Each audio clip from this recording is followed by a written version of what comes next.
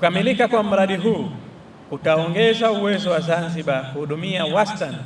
wa abiria 5,000 kwa siku za kawaida na kufikia zaidi ya abiria 12,000 katika vipindi vya kilele, kupunguza kwa kiwango kikubwa msongamano wa bandari ya Malindi, kuongeza ufanisi wa huduma za usafiri wa baharini, kuimarisha sekta ya utalii, kuongeza kasi ya shughuli za kibiashara na kuiweka Zanzibar katika hadhi mpya ya kiuchumi. Bandari hii itakuwa na miundombinu ya kisasa ikijumuisha majengo ya abiria ya kiwango cha kimataifa, mifumo ya usalama, tiketi za kidijitali, maeneo ya mapumziko ya hadhi ya juu na uwezo mkubwa wa kushughulikia magari na mizigo kupitia roro. Sehemu ya ndege za majini itaunganisha Zanzibar na visiwa vya jirani, maeneo ya pwani yaliyo mbali, hifadhi za bahari na hoteli za kifahari, wakati marina itahudumia yachts, boti za starehe, huduma za ziara za baharini na shughuli za kibiashara.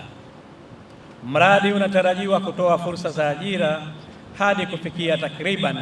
ajira 30,000 za moja kwa moja na zisizo za moja kwa moja, kukuza ujuzi wa ndani, kuboresha haiba ya nchi na mazingira rafiki wa wawekezaji wengineo kuja Zanzibar, kuongeza uwekezaji na kuboresha maisha ya wananchi wetu. Napenda kutoa wito kwa wananchi waendelee kuunga mkono jitihada za serikali kulinda miundombinu hii na kuhakikisha inatunzwa kwa manufaa ya kizazi cha sasa na kijacho. Serikali itaendelea kuimarisha bandari nyingine ikiwemo kukamilisha ujenzi wa bandari ya Mangapwani, miundombinu ya kushusha na kupakia mafuta, bohari za kuhifadhia mafuta na gesi, kukamilisha ujenzi wa gati na utanuzi wa eneo la bandari ya Fumba, utanuzi wa bandari ya Mkoani kwa kuboresha huduma za usafiri wa abiria na mizigo, kuongeza gati ya Shumba mjini na kuiwezesha kuwa bandari ya kimataifa, na ujenzi wa bandari ya Wete pamoja na bandari jamii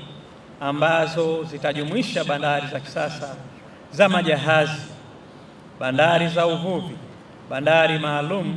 kushushia bidhaa za ujenzi kama mchanga na za kushushia mifugo kama sehemu ya mpango wa kukuza sekta ya bandari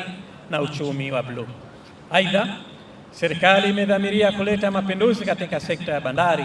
ili kuhakikisha inagusa kila eneo la kiuchumi, ikiwemo mageuzi ya bandari ya Malindi kuwa bandari ya meli za kitalii, yani cruise terminal, ili kuchochea ukuaji wa utalii wenye thamani nchini, na kuweka maeneo maalum ya kiuchumi, yani special economic zone, katika bandari ya Fumba, Mangapwani, Mkoani na Shumba mjini yenye maghala ya mizigo, maeneo ya kusindika, kuhifadhi na kuongeza thamani za bidhaa ili kuwapa fursa wavuvi, wafanya biashara na wazalishaji wa bidhaa ndani ya nchi kunufaika na punguzo la gharama za usafirishaji na kuweza kufikisha bidhaa zao katika masoko ya nje.